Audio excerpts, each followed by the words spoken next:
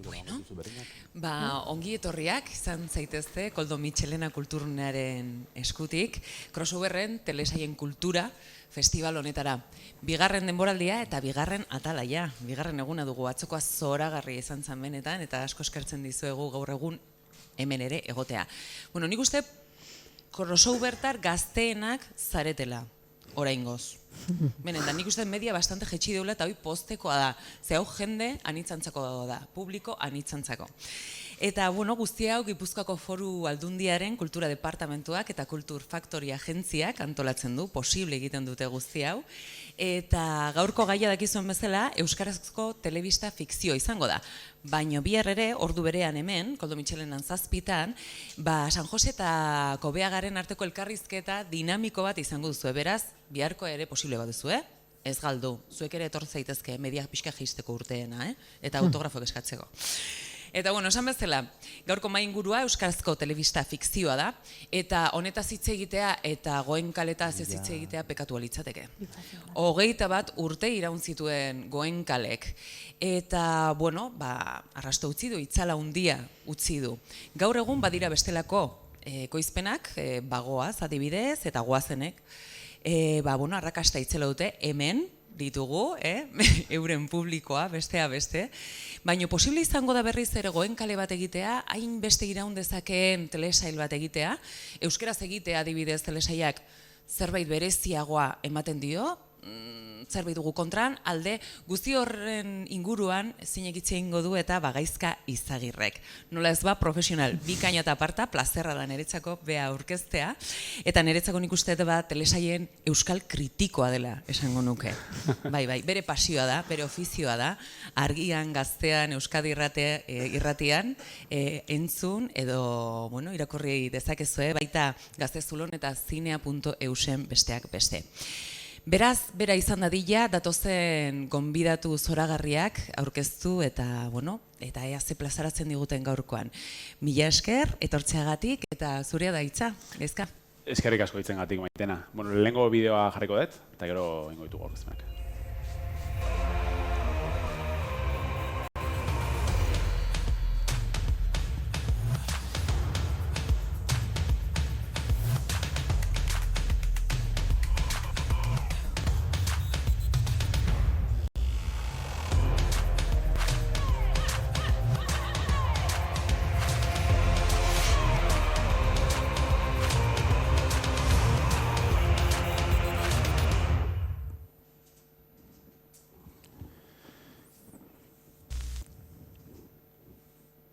Bueno, Maitenak oso ondo aurkeztu duen bezala, gaurko hizketa gaia telebistarako euskal fikzioa da, eta ondo esan duen bezala, Goenkaletik Goazenera pixka bat izango da aitzakia. Alde batetik helburua izango da, bi telesail horiek aztertzea, baina ez bakarrik bi telesail horiek, baizik eta tartean sortu direnak, nazioartean ze telesail izan daitezken eredu, edo garrantzitsu gure pantalla txikira ekartzeko, eta etorkizunera begira, zer egon daiteken, zerbait badagoen, edo zer gertatzen den pixkat, euskal telesailen fenomeno guzti horrekin. Orduan, horretarako nik uste ekarri ditugula luxuzko gonbidatuak, aproposenak. Lehenengo aurkeztuko dizuet, hemen gaztetxo honek batez ere nik uste ezagutzen dezutela, Ainhoa Larrañaga, handaukazu Hernaniarra. 18 urtekoa, 16 urtetik dabil Goazen telesailean, kastina egin zuenetik, Dulce Elizondo Eliren pertsonaia gorpuztuz, Goazen ere irakasle edo coach moduan egondakoa, Goazeneko antzeslanean baita ere, baina ez bakarrik aktore bezala, baizik eta musikan ere, hasi pixka bat hor barneratzen, Josean Goikoetxearen Alboka diskoan parte hartu duzu, Iker Laurobaren Udazkena diskoan baita ere, Jasaldian ere badirudi zerbait egin dezakezula edo, ikusiko dugu. Eta, pixkat euskerazko fikzioatik sartu aurretik galdera bat egin dizut, dola pixkat aitorpen moduan, hemen denon aurrean. Ikusten duzun, edo behintzat jendeak txartzat hartzen duen telesail bat, baina zuri gustatzen zaizuna. Aitortu zazu hemen, ze telesail gustatzen zaizu, nahiz eta txarra izan. Jo, baina esan gauza horietako oso originaltasun gutxi dakat, ze popularismotan asko erortzen naiz. Orduan ez den normalen ikusten serie bat inorri gustatzen ez zaiona, ez? Normalen ahoz-ahoko gauzak dira, eta orduan nik beraz gonbidatzen detena norbait ikustera, serie hori izango litzateke Black Mirror, bakit oso popularra izan daitekela, baina ikusten dut, eta asko gustatzen zait sozialki egiten dion kritikagatik, gaurko sistemari eta nola erabiltzen dian gaurko teknologiak eta zientzia fikzio antzekoa da, así que... Beraz ez du aitortuko loka esa vecina ikusten dezula. Ez dut ikusten, ez zait bat gustatzen. Vale. Bueno, momentu zor utziko dugu, igual aitortuko dezu zerbait. Bueno, gure bigarren luxuzko gonbidatua, urteak dara matzalako gaina lanean pixkat mundu guztionetan, Xabi Zabaleta, ikusentzunezko komunikazioa ikasi zuen EH-un, 1989 urtetik, telebistako hainbat... Datu hori ban bartzen, derrigorrezkoa zen. Nola barkatu? Datua derrigorrezkoa zen. Derrigorrezkoa zen. Telebistako hainbat saiotan, eta, entretenimendu zein fikzioan, eta gaina, esan behar da, egin dituzuen hainbat formatu, Estatu Batuak, Txina, Alemania bezalako herrietan ekoiztu dela, eta, azken urteetan pixka bat izan liteke igual Aitaren Etxea, eta guazen, ez, telesailetako gidoi arduradun izan zea. Eta zuri galdera berdina, telesail txar bat, baino gustatzen zaizuna ikustea. Nik egia da, igandean bialdu zen izkugun galderak, eta saiatu naiz, benetan pentsatzen, baina hainbeste telesail ikusten ditut, eta egia da, telebista arruntetik gain, Movistar, Netflix, HBO, Amazon, denetan sartuta nago, eta zerbait gogoko ez badet, bere alakentzen dut, eta hurrengo ikustera noa, zeren pena ematen dit gauza galtzea. Eta orduan ez dago horrela guilty pleasure horrelako bat. Ez da kasu guilty pleasureik. Egia da, Juego de Tronosek azken denboraldi erdian daraman norabide hartuta, ziurrenik igual guilty pleasure izan daitekela, zen nahiko eskas doa. Eta ikusten dut. Eta esaten dut, jode, gioi aldetik mesedez hori ingo dute, edo dragoi oie kroma horrekin. Eta zure ikuspuntuak gidoilari bezala ez ezberdin bai, izan eta esaten, nola da posible hori. Eta badakit gero hitzaldi pilo daudela Juego de Tronosi buruz, igual ez da oso popularra izango, baina desde luego norantza horrekin jarraituko balu, kasi izango nuke telesail txar bat, honaz telesail bat txarra bihurtzen ari dela, eta hala ere gogoko dudala. Bueno, Xabik ere ez digu aitortuko. Ea olatzekin sorte daukagun. Olatz ere zer esan, olatz beho bidetaz. Aktorea, zuzendaria, antzertin ikasi ondoren Londresera joan zen, geroztik 30 etik gora ikuskizun egin dituzu, duela gutxi gaina barrekondo idatzen zuzendako Donde el hielo se rompe sainatu duzu, banan telesaila, Balbemendi, Goenkale zuzendu duzu, eskamak entzen, nik uste gonbidatu ezin hobea, tertulia honetarako, nomofobikak ere, webserietan eta barrenatu zean, nomofobikak, gutuberrak, beraz bakazu ze kontatu. Aitorpena, egingo didazuzuk? Aitorpena, nahi hori pasatzen serie bat, etzaitena gustatzen da gomendatuko nukeena, gustatzen zai, baina ezin dela ikusi... Lotxa pixkat ematen dizuna. Lotxa pixkat ematen dian esatea, jake gauden mundu honetan, euskal rollito honetan, adibidez, Merlirekin pasa zitzaidana, ez? Merlikin egon horta gustatzen zai pila bat seria. Baina euskeraz ematen zan, da jende gaina izan, baina doblaje txarra da hona da, nineon, super enkantada. Eta gaina batzuk ezautzi ditut, aktore batzuk, eta gustatzen zitzen pila bat. Baina gauza hori pasatzen batzutan ETV-ekin eta nahieran ETV-en ikusi zenun Merli. Bai, nahieranen, interneten. Eta horren, etzigula guzten bakarrik ikusi genezaken azken atala. Eta hori gutxi izan, ez? Naiz eta itxoin, etzigun uzten, jo kese. Esan dute, ez? Mejoratu behar dute, bai. Eta orduan, azkenean gazteleraz ikusten hasi eginen, gutxinez 2 3, ez? Behar dezu dosis pixka gehiago. Atal bat... Merli kataluniarra da, ez? Bai, kataluniarra da, eta hor negon semearekin, badino egokiena ama seme lan bat egiteko hor, azkenean jartu zen eritzen da pasa, ikusizun dana bera bakarrik, eta horre aitortu behar dut ez katalanez, ez euskeraz, ezek eta gazteleraz. Bueno, nik uste balio digula. Balio du, aitorpen bezala balio du. Bueno, zondo, barrenatuko da pixka bat, Goenkale aipatuko dugu, Maitenak esan duen bezala, mai inguru hau ospatzea Goenkale aipatu gabe, luke zentzurik izango. Orduan, nik galdetu nahi nizuen, sentsazioa daukazue Goenkale aireratzen zuten unean gutxiago baloratzen zela orain baino, alegia, urteen poderioz iruditzea Goenkale hobeto ikusia dagoela orain momentuan baino? Nik uste teuki ditula gora berak, ez? Goenkale hasi zanean, igual profesiotik, zegoen horrelako alde batetik inorketzun sinisten hori reala bihurtuko zala, benetan hor egongo da lan bat egunerako jende askorentzat, eta jendeak ikusi nahiko du olako, ez? Eta gero, karo, serietxo batzuk bila egiten hasi zian, eta horren derrepente gauza bat kulebroi toki hori hasi zen hartzen, bai profesiotik, bai zegoen olako pixkatxo bat rezelo txiki bat bezala, ez? Eta gero nik uste gizartean alrebez. Ez izan zen fenomeno bat, efektu Goenkale, beste goza pasazean Goenkalekin, lehenengo urte haietan, ez? Eta gero nik uste dut egon diala balantzak, ez? Egon diala momentak profesioak alrebez, bolkatu zela, benetan apoiatu zula eta esan zuen joa faktoria bada, hau behar da, horretarako da ETB ere bai, lan egoteko eta fikzioan ere probak eta saiakerak egiteko. Eta gero kule horreia bihurtu zen gauza bat zoragarrian, gaina kanpotik eta barrutik ukinun aukera, ez? Eta aktore bezala eta zuzendari bezala, ez? Genero badala uste izula denetarik egiten.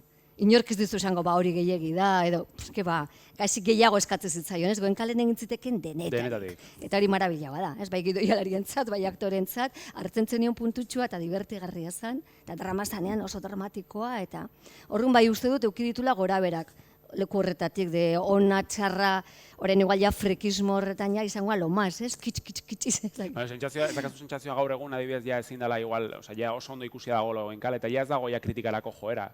Ez, pixkat... Karo, nik pentsatzen dut ere, enbeste urtetan izatea telesail bakarretako bat hor resistiten zula, ez, momentu batean, berdina, ez, bai profesiotik eta bai ikuslaldetik esan bezala, jo, gauza gehiago, eta gero ikusi dugunean ez daudela gauza gehiago, edo oso gutxi, batzuk oso onak, baina aukera gutxi daudela sortzeko, esan, Goenkale, non dago Goenkale ez. Bueno, nik uste hori badagoela profesiotik edo fideltasuna daukan ikuslegotik, ez? Nahiz eta egia da asko aldatu dela telebistaren mundua, Goenkale hasi zenetik, gero etorri zian pribatuk, gero etorri dira beste guztik. Bai, asko aldatu da, horren, klaro, Goenkalek evoluzio bat euki behartzen da, evoluzioa etorri behartzenean, bukatu zen, ez? Hori da nire pentsamendua. Osondo. Kasuan, pixkat zure industriaren barrutik eta zure igual, gaztetxoa izanik, baina zure ikuspuntua igual ezagitzu garrapatu zenuen. Niri aurrunekua da. Nik oain botatzen dute TV baten goizeko ordu bitan, eta ordu txikitan, eta hola eguntzen momentu bat jarretzen dula. Etxe dirizetzarenean ikusten dut. Bai, resakakin, bai.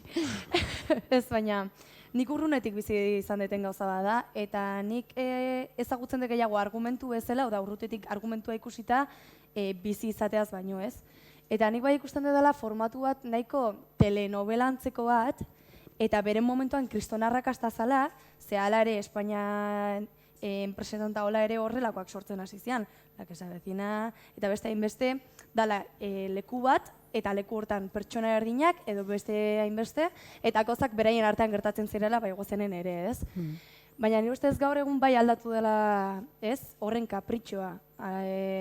Iruditzen zaitu hain gehiago kontsumitzen dela zientzia fikzioa edo errealitatetik urruntzen gaituen zerbait errealitatea bera baino. Eta nire ustez hori dela gaur egungo proiektuen gakoa botatzen dut. Nik lehen ez dut inongo telesail txarrik aitortu. Bueno, esan ez du Game of Thrones txarra zala, ez? Horri batean. Aitortu behar dut, eta nik pausokan lan egiten dut, eta Goenkale pausokak egin zuen, eta enpresarentzako kirson garrantzitsua izan da historian zehar, eta aitortuko dut Goenkale hasi zenean ez hitzaik dela bat ere gustatzen. Gero bronko egiko dut bihar lanean, baina hola da, justo nik garai hortan, nolabait, estatu batuetatik irizen ziren telesail gutxiak ikusten ari nintzen, eta asko gustatzen zitzaizkidan, eta hori dutzen zaidan, etzela nik gogoko nuenaren antzekoa, ez? Baina uste dut aldi berean, euskal fikziorako gauza asko lortu zituela. Eta batez ere nik uste dut lortu zuela euskara normaltzea, eta jendeak euskeraz fikzioa ikustea eta ondo hartzea, ez? Eta nik uste hori da gaur egun daukagun arazo nagusienetako bat. Jendeak hor dauden gaztetxoek eta ohitura galtzen badute euskeraz gauzak ikustea, euskaraz gauzak irakurtzea, gero 20-25 urterekin ez dute ohitura hori berreskuratuko. Gero eta gehiago kostatuko zaie. Eta Goenkalek bai lortu zuen horrelako normalkuntza bat euskararentzako, ez? Hobeto edo kerrago baleratuta zegoen, horre nik uste dut ere batzuetan euskaldunak izaten garela euskararen etxai garrantzitsuenetakoak. Hau da, gauza bat komertziala denean, askotan gaizki ikusita dagoela edo gaizki ikusita dago dirudi, ez? Eta gaur egun hobeto ikusita dago, beti faltan dauden gauzak edo hil diren gauzak, beti segurazki begi hobeekin begiratzen dugu, ez? Negauzatxu batzuk esan nahi dituzkoela, bakarrik, batzutan Goenkaleri buruz gehiago dagoela ikusi ez duten partetik batez ere, ez, horrelako atmosfera bat, ez, oroitzapen bat, edo uste dutela, baina Goenkaleren barruan lehen esan dutenean generoak lantzen zirala, ez da sitcom bat, osea, ez da gertatzen dela leku batean, horrela pentsa 25 pertsonaje zitula gutxinez urteko tramak. Horrek esan nahi du, ze volumenetan mugitzen ziren historioak, tramak eta subtramak, kanpoko ONG-ak eta exteriorrak eta hori ja ere oso hornituta zeudela, eta horren egia da kostumbrismotik igual intrigaruntz askotan aipatu da hitz hori, ez? Baina, bueno, intrigaruntz edo juntzala, beti zeukan amodioak, beti zeukan komedia, beti zeukan permiso hori, ez? Eta gai realak, adibidez nigo gogoratzen dut, ez? Umeak lapurtzaren gaiak, guai ginela ja, genula onartuta Biblian, kastinak iten eginela, eta telebistan ikusi genula monja hoitako bat aizian akusatzen, ez? Eta Goenkalek zeukan kapazidade hori, ez? Kostumbrismotik aratago joate zala, orain dela urte gutxi ere, ez? Ez zala geratu hor, garai bateko, ez dakizte personaje erentziak, eta baserritarren arteko kontxuk edo itxasondoko herritar. Hor dagoela salto bat oso importantea, eta ez ziola bakarrik euskarari eman izugarrizko auspoa eta legitimidadea edo prestigioa, ez? Eman ziola ere, fikzioa egiten dugunari eta egiten dakigunari, leku zoragarri bat lan egiteko, ez, faktoria bat. Eta ikusleei ere, bai, ez? Goenkalei ikustea igual horrun bai izan esatea.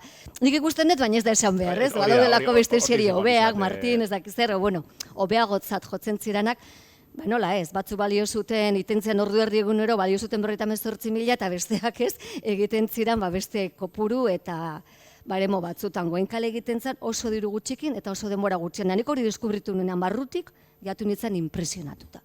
Osea, nola makinario honek lortu dun, ordu erdi ateatze egunero, eta guretzat, klaro, barrun ginalako ere, enpake horrekin, ez? Eta makineria aipatzen dezuela, bertatik irtendako gidoilari, teknikari, aktore askok, beti Goenkaletaz esaten dute, behaientzat izan dela eskola moduko bat. Ados zaudete horrekin? Bai, jakina, ez, klaro, egiten badizu kapitulo bat egunian, kapitulo bat gero emisioan hori zela erdia, ez? Baina, karo, edozein serietan askotan geratu zela horretan, 12, 15, 27, igual batek euskal, ez, Klikoski, erredaz, baina unda piko, hori da, maksimoa. Guk hori ten genuen, temporada batean unda 40 izian, ez? Horren, klaro, noski izan dela eskola bat, ze asko egin dugu, eta asko egitean daukazu aukera, ikasteko, bai aktoreak, bai gidoilariak, bai realizadoreak, danok. Nik askotari ipatzen dut Jabiel Ortegirekin, bera ere guazeneko zuzendaria da, Goenkaleko zuzendaria izandakoa ere, berarekin guazen pelikula duela 11 urte elkarrekin egin genuen, eta orduan dik hor jarraitzen dugu, eta horrein aktoreak aldatu direnean guk hor jarraitzen dugu, eta askotan aipatzen dudan gauza bada, uste dut, aurrekontu murritzekin, jende gutxi egongo dela, guk egiten duguna egiteko gai izango litzakena. Gaur egun. Karo, horretan jorratuta zegoelako. Ez dakidana da, ia gu gai izango ginaken, Game of Throneseko aurrekontuarekin, Game of Thrones bezalako... 12 kapituloko harrapatzea. Eta gainera, zoritxarrez, gero eta urrunago gaude. Euskal fikzioa, euskal telebista, orokorrean, gero eta urrunago dago, benetako telebistatik nolabait. Aukera hoietatik. Bai, esan dizute, guk guazen pelikula duela 11 urte idatzi genuen, 11 urte egingo ditu udan rodatu genuela, eta pelikula bakar bat egiteko genuen aurrekontua, gaur egun gutxo gara bera, 6 atal egin behar ditugu diru berarekin. Hau da, guk ordu terdiko pelikula bat edo egiteko, orain 6 ordu egin behar ditugu. Eta zuk hartzen badituzu, gaur eguneko gainerako fikzioen aurrekontuak denek izugarri gora egin dute. Eta ordea hemen bera egin dugu. Orduan, kanpora zoazenean eta guk guazen desente erakusten dugunean, eta aurrekontua galditzen duenean jendeak ez du sinisten. Jendea etorri da, rodajeetara nola lan egiten dugun ikustera, ez?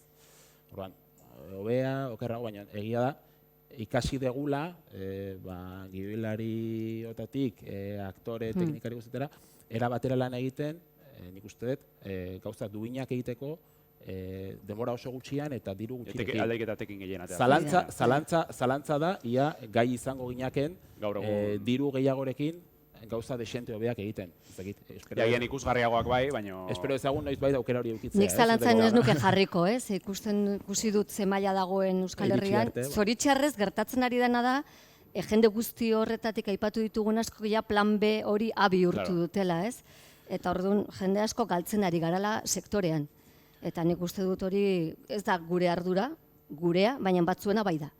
Eta hori ez da aizate ahaztu pixkat behar. gaur egungoarekin konparatuz, aipatu nahi nizuke adibide konkretu bat, La Casa de Papel telesail espainiar famatuaren fenomenoa, bueno, badakizue berez, lehenengo denboraldia Antena 3en eman zutenean, bueno, arrakasta izan zuen, baina, bueno, gelditu zen pixkat eremu txiki batean. Baina aldiz, Netflixen jarri zutenean, izan zen mundu mailako arrakasta ikaragarria itzela, bueno, itziarituñek askotan esan du, zer nolako zurrun biloan sartu den.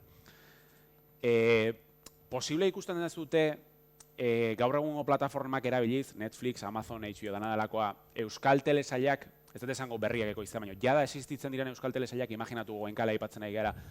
Netflixen jarriz gero funtzionatuko luke nazioartean edo oso tokiko telesail bat iruditzen zaizue. Baina problema da noiz egindan, batez ere, eta nola egindan, ez? Claro. Baina hori arazoa, horregatik... Hori da, zu jartzen baizu serie zahar bat ere, telebista espainolakoa, bueno, ez dakit, jakin beharko genuke zepakasako zan, Cañas Ibarros batekin, baina...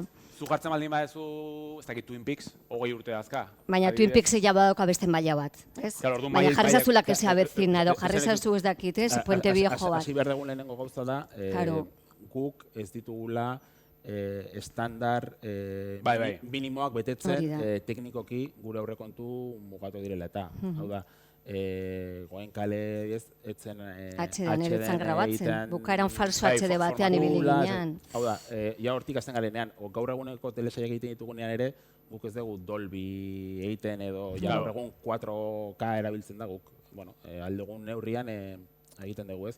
Argi dago, nik uste dut, fikzioek gero eta leku gutxiago dutela telebista generalistetan orokorrean. Hau da, ez bakarrik hemen, Telefinkok telesailak adibidez, arazoak ditu ondo funtzionatzeko. La Casa de Papelek Antena 3en, bueno, hasiero nahi eukizun, eta gero beruntzien zuen, arrakasta Netflixen eukidu, eta orain hirugarren denboraldi bat Netflixek egingo du zuzenean. Mataderok hasiero nahi eukizuen, baina gero oso gaizki junda. 45 revoluciones, izugarri gaizki bilida, hau da, fikzioak arazo badauka telebista generalistan ere. Gure konsumitzeko erak asko aldatu direlako. Baina adibidez, Netflixen ere, el Ministerio del Tiempo usted izan zala, espetatu zuna ere, bai, osea, bai da produktu batzuk, baina ja daude, hori ligatan bestela, ez beste liga batean jokatu dute hasieratik. Ja, beroien ekipoak beste batzu dira, beste herramienta batzuetan egin dira produkzio. Telefinkok orain iragarri du El Pueblo bere telesail berria, Amazonen emango dutela lehenago eta gero beraiek emango dute. Hau da, aldaketa batzuk daude eta aldaketa horiek hortxe daude. Eta aldaketa horien aurrean, ezin duguna da betiko erara funtzionatzen jarraitu. Pentsatu beharko dugu. Nik bai uste dut, euskaraz gauzak egin daitezkela eta zerratik ez munduan barrena joan daitezkela. Osea, niri gauza telesail nordikoak adibidez asko gustatzen zaizkit, eta ez dut hitz bat bakar bat ere ulertzen. Baina gustatzen zaizkit, zergatik ez du euskaraz ulertzen ez duen norbaitek... Hizkuntza ez duela zertan traba izan behar. Aitzak egin nahi beste bat, baina ez hizkuntza. Baina hortarako, klaro, guk nolabait estandar batzuk bete egin behar dituzu. Eta orduan hortarako telesailaren plantamenduak ere helburu horiek eduki behar ditu. Orduan ez badituzu helburu horiek gerora oso zaila da egin eta guk adibidez goazenekin interes esente eduki dugu. Jendeak ikusten dut, asko gustatzen zaio. Azkena, atzo ez, Frantziako distribuidora batek ez, baina arazoa kasu hortan zein da abestiak. Gure apostua da euskal abestien moldaketak. Guk pentsatzen dugu goazenentzako garrantzitsua dela, neskamotilek, ertzainak, negu gorriak, ekordatu, delirium tremens edo lako taldeak ezagutu ditzetela. Orduan gure apostua izan zen, hasieratik euskal abestiak moldatzea. Gero euskal abesti horiek ezin dutuzuk, gaztelerara edo ingelerara itzuli, zeren abestiak horrela dira eta eskubide dituzte. Kanpora bideiatu nahi dezunean, esaten dizut eta abestiekin zein dugu. Nik abestiak ez ditut, nik bikoiztu dezaket, Ainoak esaten duena bikoiztu dezaket, baina abestia ezin badezaket bikoiztu ez zait interesatzen. Kasu honetan traba abestietan, musikan. Kasu honetan, baina zeren guk, kasu honetan, goazen oso gauza universala delako, esan nahi dut. Atzo irakurtzen egon nintzen adibidez, gaztelerazko serietan apirilean zehar binge watching hauek lau atal egunean ikusten direnak, 10 ikusienetan lehenengoa La Casa de Papel zan, baina 10etatik 2 ziren bat zai Soy Luna eta bestea zan Violeta. Eta aurreko hilabetean zegoen beste bat, hau da, genero horren barruan badago eskaera bat. Publiko asko dago. Bai, eskaera bat.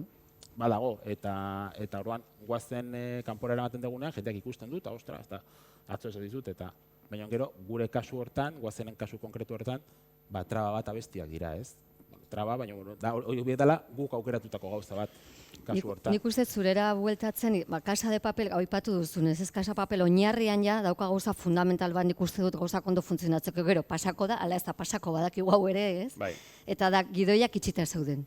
Kopuru bat zegon eta gidoiak itxita zeuden, da orain horregatik eduki duten beste lan, ez? Hori eta beste gauza batzuk. Orduan, gero, bai egintzuna Netflixen zan berera moldatu, ez? Ez da eduki behar beldurra ere gauza moldatzea. Pues kapitulo berdinak zatitu eta eman zituzten 13 ustetziala, ez? 6-7 ordez, motzagoz, estandarretan, motzago iraupen motzagoak hobeto konsumitzen dira hemen kanpoan, ez da gero segido bi ikusi, ez? Eta exitoa izan zen itzela. Baina nik uste ja oinarrian ja edukia bera ja potentzi batekin hasten dela. Eta horrengo jokatzeko, ez dakit jolastu beharko dugu Euskal Flixen, ez dakit nun. Bai, esaten deleku bat berria dana, ez dana ez hau, ez ura, klaro, ez dugu eukiko dirutza hori. Bueno, entzun dezatela eta kaso iteko nahi duten guztiaz, hemen zateizu jendea badagola. Guk gauzatxo bat lortu genuen, gaina Olatz eta Biok elkarrekin genuen, Aitaren etxea Grezian ikusi zen. Bai. Aitaren etxea Grezian erosi zuten, eta Grezian euskeraz eman zuten, greziarrezko azpitituluekin. Bai, eh? Bai. Eta hemen ETV binetzan eman euskeraz, ez? Hemen ETV bin alegitzulien zuten. Erabiltzen dian aitzakia horiek, gero errealitatean ez diela. Eta Grezian asko, telebistak esan zugun nahi, bigarren denboraldia, eta bigarren denboraldirik ez dago. Guregan sinistu behar dugu. Egia da, zaila dela, baina nik uste bai, ez dala imposible bat. Ikuslea dagoen lekura jun beharko genuke, baina hori azkenean ikusentzunezko sektore guztiaren erreflexio bat beharko luke izan, ez? Azkenean, duela 30 urte bezala edo antzeko estruktura edo mentalidadeekin gaude eta kontsumaera bat ezberdina da. Lehen etxera izen zinen eta zer dago telebistan, ikusten zenuen. Orain jaz da zer dago telebistan. Orain bakoitzak nahi duena ikusten du, nahi duen erean, nahi duen momentuan, etxe berean ez dakiz ema pantalla, eta nik goratzen naiz gure etxean, ETV hasi zenean, lehia balin bat zegoen, batek ikusi nahi bat zuen, Televisión Española zegoen zerbait, eta beste batek ETV-koak, ETV ikusi nahi duenak horrek irabazten du. Orduan, araua hola zen, amaka izarritako araua hori zen, ETV, nahiak ETV ikusi nahi bat zuen, nik ala isilik eta ETV. Orduan, baina gaur egun hori ez da hola. Ez hori, eta nik uste maituko dela... Maituta dago, esan nahi zute, eta datuek hola esaten dute, ez, konsumoa izugarria handitu da, gaur egun ez Espainian 25% edo ustez euskala ja Netflix edo zerbait, estatu batuetan datuak hortik duz, eta estatu batuetan gainez dutenaren arabera, olako Netflix, HBO eta olakoak dituzten 80% pikoak esaten du, ez duela falta botatzen, ez duela ezertarako behar beste telebista hori. Behin hori daukaztuta jende horrek ez duela ezertarako, argi dago hori aldatzen doala eta guk ezin deguna da pentsatu gurera etorriko direla. Guk ikuslearen bila jun behar dugu orain argi eta garbi. Eta ikuslearen bila aipatzen dezula, eta guazen ja pixkat guazenen sartzea, kasu honetan, batipat nerabe zuzenduriko telesail hau, euskal gazteen artean oso arrakastatxoa izan da, zuzenean, zuri galtuko izu lehenengo, gakoa, arrakastaren gakoa, zein izan daiteken, zu aktorearen ikuspuntik Xabiri begiratu gabe. Normalen, olako galdera berak erantzuten. Xabiri gero galdetu gehiot. Baina zure ikuspuntutik, bai aktore bezala, bai, pixkat, hemen gertatzen dena, ez? Kalera zoaz eta irazkazu zaletu guzti hauek. Umetan ere guazen ikusten zenun, ez? Bai, nik guazen ikusten nun, osea, txikitan. Ikusten zenun zu parte horretik. Pelikula bota zutena ni guazenen oso jarraitzaile sutsuan nintzen, gero seria sortu zenuten eta enun hainbeste jarraitzen. Gurasoak ez ziatelako ostiraletan telebista jartzen zen, baina, bueno. Kontua da nire ustez guazenen gakua dela, jotzen ditun temak, lehenbizi, bai maitasuna, bai oso aktiboa dela. Mugimendu asko duen serie bat da, etzea aspertuko, kolore biziak ditugu jantzita, osea dena da mugimenduak, kantuak, ez dakit, jendez beteriko irudi bat da. Orduan, ume txikiak betiko pirritxe eta porrotxe, edo betiko takolo pirritxe eta porrotxe, horiek ja ikusita dituzte, Pingu ere bai. Eta Disney Channelea jo baino lehenago, gurasoak ere badute bereien intentzioa, ez? Gu nahi dugu euskera hemen mantentzia, orduan, nahiago dut High School Musical jarri ordez, iguala dela, euskeraz jartzea berdina. Eta beste limite batzukin, eta, historia berdina dira, ez? Orduan, nire ustez gakoa hori dela. Bai gurasoen parte hartzea, hori ikusteko, eta baita ere, umeak erakarriri izana, bai, kantuengatik eta guzti horrengatik, bai, nire ustez. Zure uste, Xabi? Zin izan iteken gakoa. Jakingo badago, bizitza asko zerretxago izango litzak ez, eurreko telesail guztietarako aplikatuko nuke ez. Ja, bai. Ez dakit, egia da, duela hori 11 urte hau martxan jarri genuenean, ni Madrilen nengoen lanean eta Jabik deitu zian, eta zentzian, proposatu didate gauza bat, baina eromena da, jende ez dit ez, eta zen, orduan nik baietz esango izu, seguro. Eta nik uste dut, hasiera batean, abestiak zirela ziurrenik... Harrapatzen zuten. Bai, eta gaur egun ere, guk hasieran telesaia, pelikula, telesaia pentsatu genuenean, 4 urtetik 12 urte bitarteko jendarentzako zen. Eta jende guztiak esaten zigun, erotuta zaudete. Ez da ideia ona, ez, gaina guk esan genuen, telesaia egingo dugu, baina antzerkia egingo dugu, ikastoletara bisita eta aplikazio bat nahi dugu. Hau da, ez dauka zentzurik gaur egun telesail bat bakarrik egitea. Eta esan ziguten, telesaila ez, zeren adin hortako jendeak ez du telebista arrunta ikusten, antzerki ez da pentsatu ere, ze txikiagoak badoaz pirritx eta porrotx ikustea, baina ja 8 urtekoak ez dute antzerkira jo nahi, azik aztu, dana izan zian, olako, eta guk bagenuen olako gogoa, Jabik baduka adin hortako alabak, nik baditut ere, ez dago euskeraz ikusiko duten ez errez. Nik askotan kontatzen nik 2 alaba ditut, nik dana euskeraz hitz egiten haiekin, eta batean alaba handiak txikiari gazteleraz hitz egiten ziren da zena. Zergatik hitz egiten duzu gazteleraz da? Eske Frouzenen ere erderaz hitz egiten dute. Eta aizpak dira, eta orduan nik ere gazteleraz, ez? Ostras, hor azkenean, zuk sortzen ez baituzu olako erreferenteak jendeak bilatzen ditu. Claro, orduan pixka gure erronka zen, sortu behar ditugu, edo berpiztu behar ditugu, ez? Zer gertatu zen, gure sorpresa izan zen lehenengo denboraldia, 4 urte, 12 urte bitarteko hortarako pentsatuta zegoela, musika oso garrantzitsua da, batez ere txikiak musikarekin engantzatzen direlako, eta igual lehenengo urteetan musika bakarrik entzuten dute, eta gero ja telesaia ikustera eta sartzen dira, baina gero audientziak erakutsi zuten, helduagoek ere telesaia ikusten zutela. Asko, inoa bezala, txikitan ikusi zutelako eta jarraitzen zutelako, gurasoek ere ikusten zutela, eta orduan, tramak ere heldutzen juntziren, gure aktoreak ere heldutzen juntziren, eta orduan, orain oso oreka, oso entretenigarria, baina zaila den oreka batean gabiltza, zeren txikiagoen gana iritsi nahi dugu, baina ez ditugu ere heldutxoagoa, eta heldutu direnak galdu nahi, baina aldi biren trama askorekin, ez dut, hau nola esplikatuko dut, 4 urteko edo 5 urteko, 6 urteko neska mutilak hau ulertu behar du, baina aldi berean ez da oso infantila gelditu behar 14 urtekoarentzako, eta erronka polita da, ez? Eta askotan bai, nik uste dut hori zuek igertzen ez dutela ere hurbiltzen zizuen jendean, ez? Azkenean, badaude jarraitzaile batzuk oso fidelak direna gurekin, eta behaiek ni bezala, ni beraiek azten ikusi ditut. Osea, urtero antzerkitara etorri edo urtero argazkia ateratzea etorri, eta ni badakizu zintzean, karo, hasi dira ikusten, ez dakit 14 urtekin txorrada batengatik, eta azkenan 3 urte pasa dira. Oain ez daude 4. DBH, oain daude 2. batxillerren. Ja beste tema baten gaude sartuta. Adina zaizeatela, sentsazioa daukazu zenei askotan hitz egiten eta gertatzen zait, goazen fenomenoarekin, leheno aipatu dugu pixkat guilty pleasure hau, ez? Placer eskutua edo.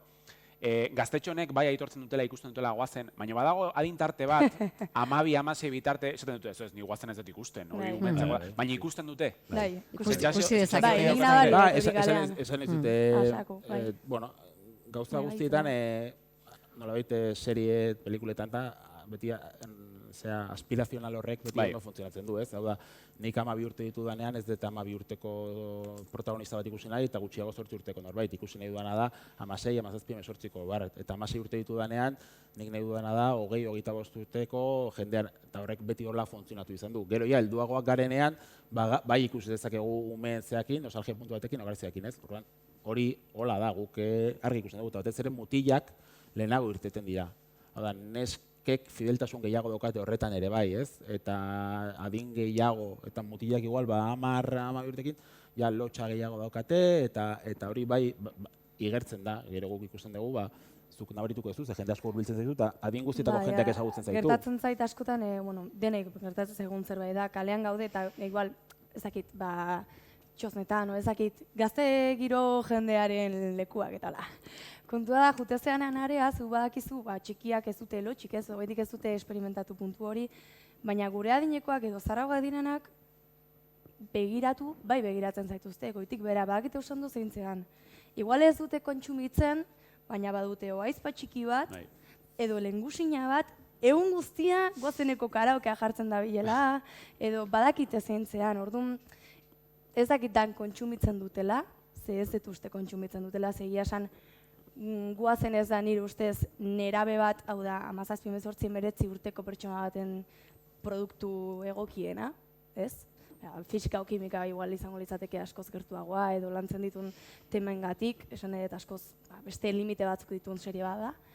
Baina bai egia da oso sekretuan eramaten dela nik badakiz zer dan guazen, edo ondo iruditzen zait guazen existitzen dela, ez? Gehiago jotzen da pixka bat ezetzera, ez dakiz zergatik, baina jotzen da asko. Eta nik uste ere, zenbait jenderen artean eta, esan lehen pixkat aipatu den hildoan ere, ez, euskerarekin badiru arrakastako da ez du pixkat ia barkamen eskatu behar ez dula, eta ez dakitia da euskaraz telesail bakarra dagoelako zoritxarrez, baina jende askok perspektiba hori galtzen du, ez? Ez da konturatzen telesail hori ez dela gure adineko jendearentzako, guk ikus dezakegu, baina eta begi horiekin epaitzen dute telesaila. Eta gogatzen ez, batek Twitterrek, sex education ikusten nahi naiz, eta hauek sex education daukate, eta guk guazen, baia diferente dezu. Ja, klaro, baina sex education heldu ontzako da. Eta guazen ez, nik nire alabari sex education jartzen badiot, ez zaio gustatuko. Nerabeak ikusten dute, 16-17 urtekoak danak ikusita daukate. Hori da, baina helduentzako, esan izut. Helduak, nerabeak. Bai, guazenen daukazuen tarjetaren goikimikaren datu edo joko berdina du. Baina askotan, zeguk ere esfortzu hori behar dugu, telesaila idazterakoan edo planteatzerakoan, gauza askotan, ez dut, ze publikora goaz, noretzako tramak, zer esango dugu, zer ez dugu esplikatuko, zer. Eta askotan, zoritxarrez telesail bakarra dagoenez, badirudi guazenek dana behar duela, ez? Eta ipatzen duzula, zoritxarrez bakarra dala, mai inguru honek izena du Goenkaletik guazenera telebistarako euskal fikzioa. Zurekin hasiko nahi zuri galetu dizut. Non dago euskal fikzioa unenoetan? Euskal fikzioa dago horrez, nahi batean, nahi eta deseo handi batean, eta azken finean ez daukagun plataforma horietakorik, hemen gugan ekoiztuko duena, gugan sortzaile bezala ikusten gaituena, orduan ETB da, leku bakarra, eta ETBek egin ditu saiakeratxo batzuk, iaz egintzun, hasi zan hor mugitzen martxan jarri zituen birus serie, baina eskenan etzan aterazta bat, horren badirudi berriz ere martxan jarriko dula makinaria hori, hori denbora galtzen nahi dira. Denbora joaten ari da, peligrosamente nik lehen esan bezala. Eta zergatik uste dezu ez dagoela euskal telesailik unenetan hau zein itzan iteke benetako arrazoia? Nik uste benetakoa dirua dala, Dirua da arrazoia? Bai. Gero da, diruaren atzetik beti dago borondatea. Borondate politikoa kasu honetan, ez? Claro, hemen gauzak ze egiten dan politikak erabakitzen du. Politika kulturala, politika soziala, politika ekonomikoa. Baina beti dago, ez? Baina bai, nik ez dut uste dagoenik hor gauza izkutuan edegu denak ikustea Merli gazteleraz.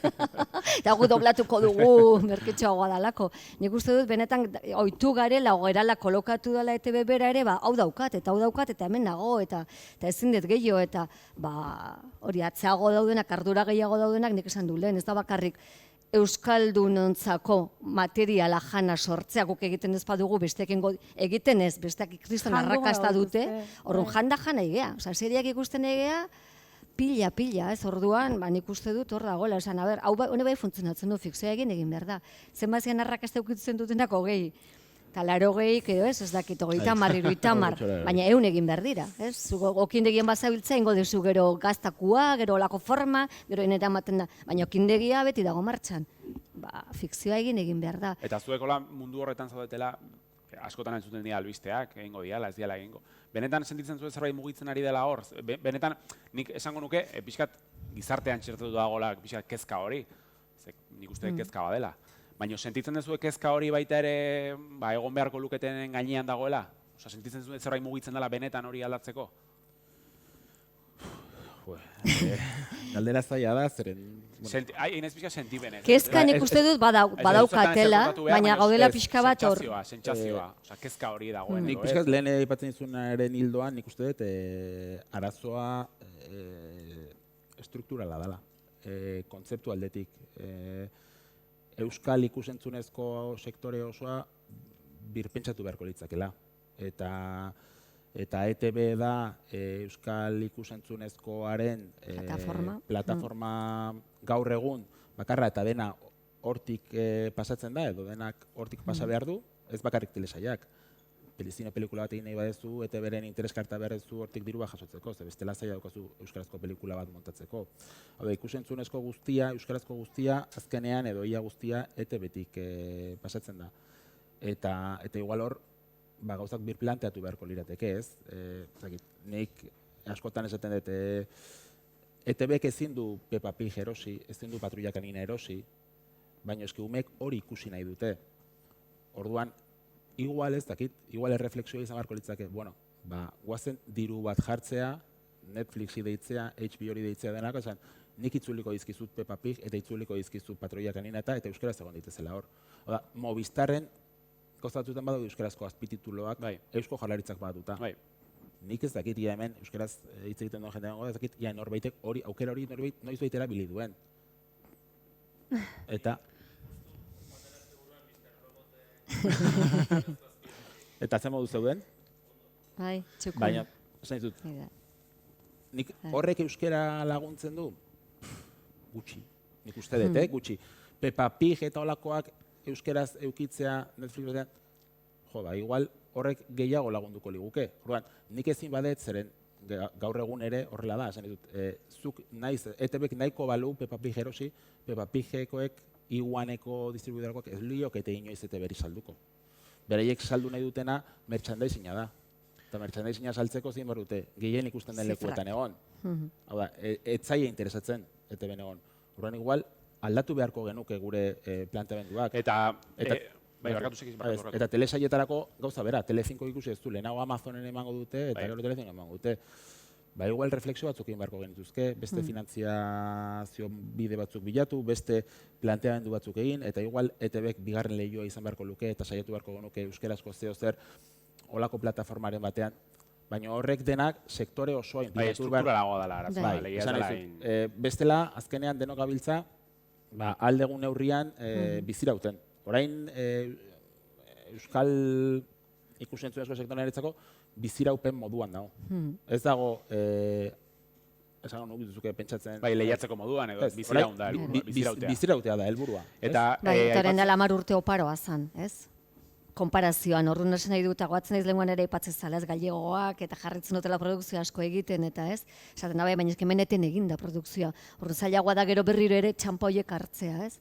Horretik esate denbora galtzen ari garela.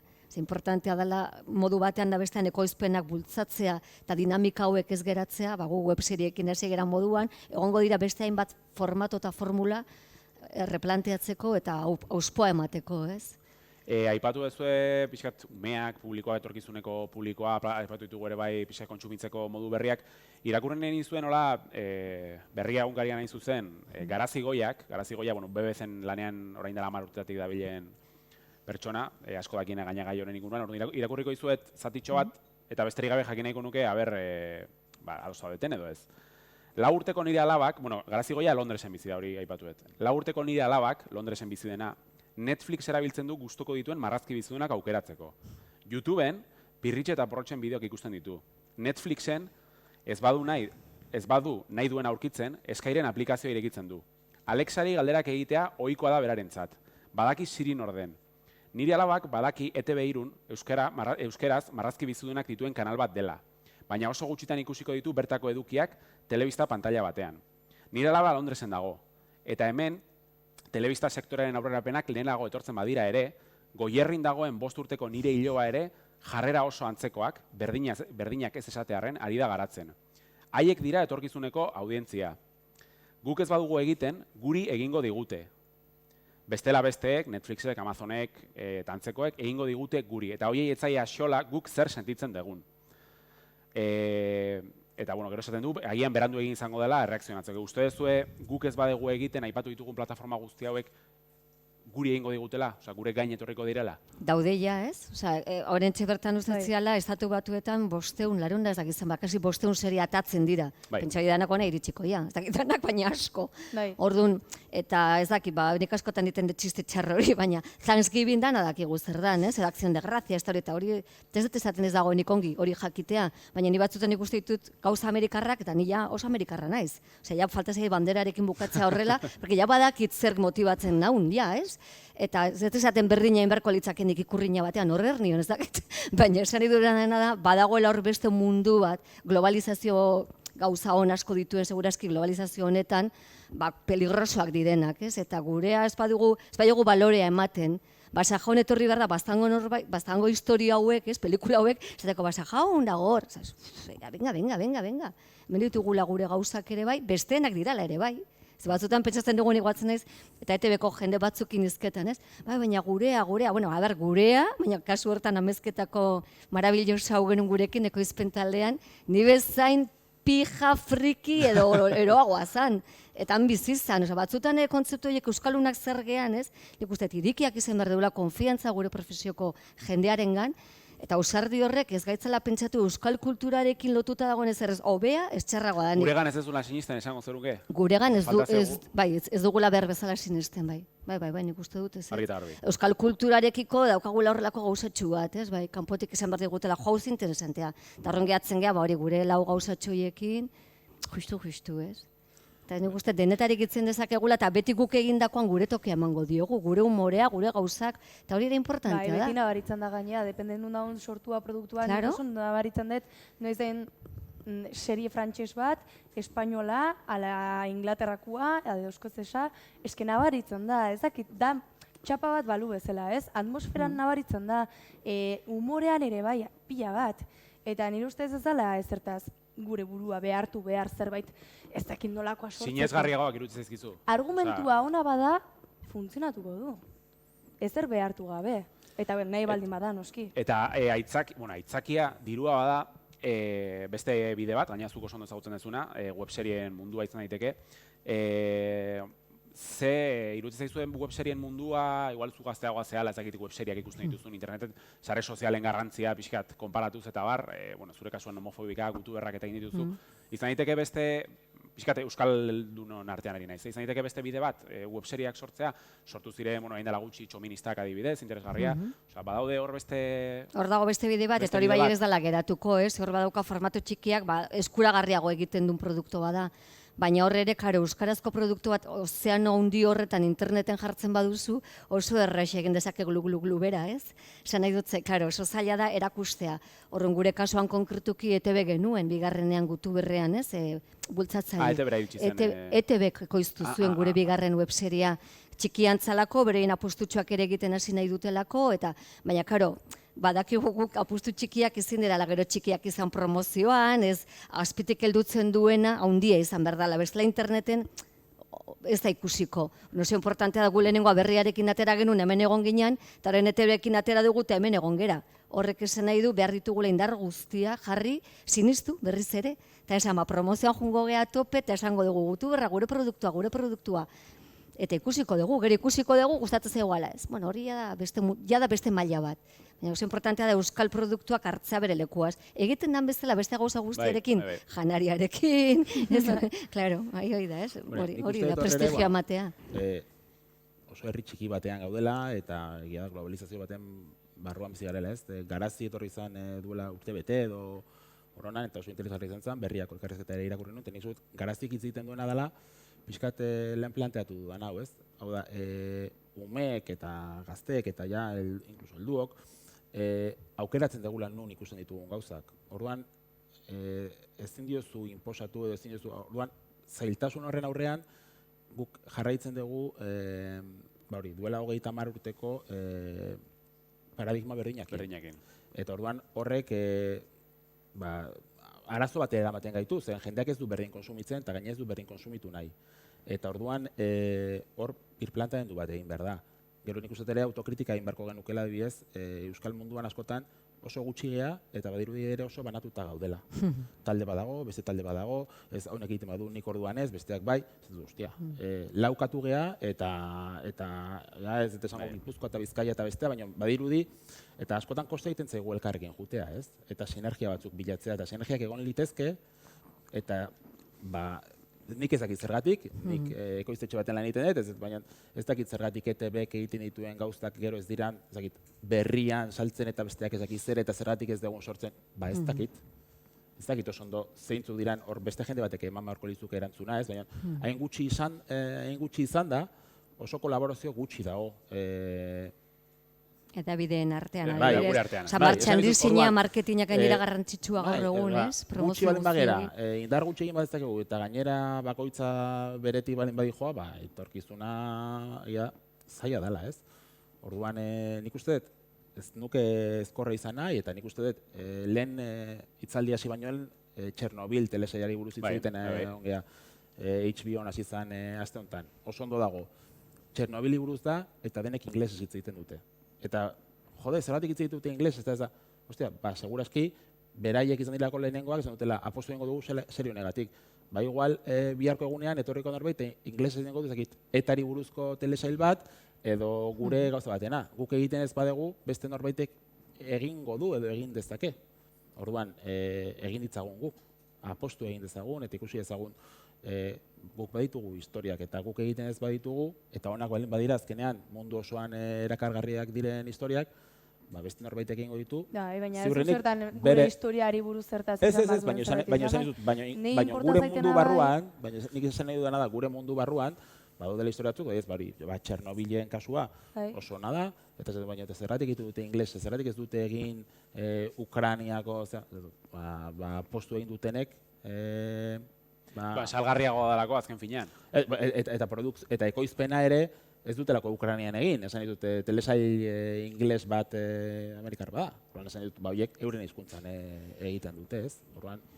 Nik esango nuke Merli edo Pulsera Rojas bezalako argumento batekin zuzenean. Bermellez Pulsera Rojas ediz adibide hon bada. Katalunia eta Merli ere, bai. Steven Spielberg erosi zuen gidoi horren egokitzapena adibidez. Hor daukagu eredu bat, Katalunia adibidez. Eharra, bai. Eta horrelako eredu batekin jute bazea ete bera, ez dakinik uneko unean apostu egin dezaken, ez? Nik uste egin berria, hori ez dela ere gurea edo ez gurea, ez gure historiak dira. Ez gure institutuak gertatu ditezkolako gauzak, hor dago aukera bat, ez? Filosofoko irakasle horrela izatea. Baina horrek egiten duen derrepente esnatu araztea, gaztei eta interesa ikusteko hori, ez? Bai, harrapatzea azken finean, ez hasiera batean. Harrapatzea eta mezu batzu nunbaitetik sartzea, ez? Bai.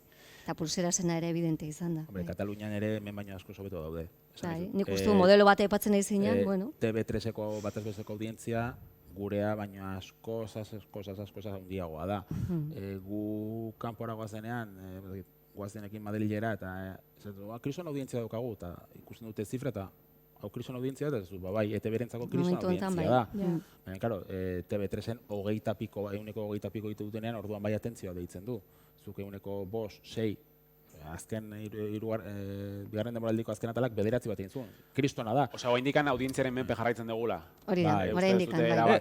Eta ez guk denboraldi honetan asko nabaritu dugu, jendeak gero eta Movistar gehiago daukala, gero eta Euskaltel gehiago, orain audientzia diferituan neurtzen da. Hau da, aukera dago eguneko audientzia eta gero 7 egunetara bildu zuen audientzia. Atal gehienetan guk eduki dugun audientzia ia bera izan da, ostiralean gaueko 9etan ikusi dutenek, eta gero astean zehar berriro Movistarren ikusi dutenak. Eta audientzia hori gero ordea ez da batzen, baina bikoiztu egin dugu ia audientzia hori. Aplikazioan izugarri ikusten da, zedatu horiek bai diela oso fidagarriak. Azkenean Netflix okitza bezala da, ez? Guazeneko karaoke guztik, guazeneko WhatsAppa, aldatu egin da, hemen baude umeak eta gurasoak. Guraso asko kejatzen zian, ostiraleko pintxo potea izorratu iguztute, behatzitan eman behar dugulako hor. Eta, kasi barkamena eskatzen, ez? Eta, hoen guraso asko dute, bueno, jazta, behatzita laurdenetan behatzitaritan goaz, Movistarren jartzen dugu atzeago, eta listo, ja pintxo potea egin dugu. Mila esker, bai. Bueno, orduan, konsumitzeko era aldatu egin da. Eta korrika, eta guk hori nabaritu dugu 3 urte hauetan. Hasierantzan, eta orain ikusten dugu datuak hor daude, eta hori horren aurrean, ezer gutxi egin daiteke.